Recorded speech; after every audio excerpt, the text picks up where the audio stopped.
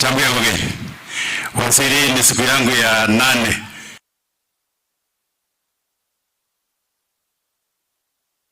Lazima nitoe onyo kwa wale ambao wanauza fake seeds.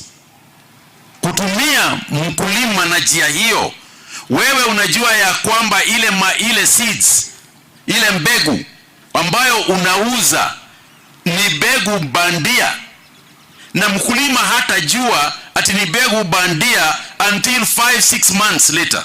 Miezi 6 itapita kabla hajajua ati yeye alinunua mbegu bandia. Hiyo jameni, hatuwezi kubali. Hiyo haiwezekani jameni. Na ndio sababu mimi nimeuliza wabunge, wakienda huko bunge wapitishe msaada wa kusema ya kwamba kuuza mbegu bandia is an economic crime, is treasonable, kwa sababu it's killing food for the country. Sasa hiyo ni sabotage, hiyo ni economic sabotage. Kwa hivyo, na nimeona administration wako hapa na tumekubaliana na hawa hata huko nyumbani.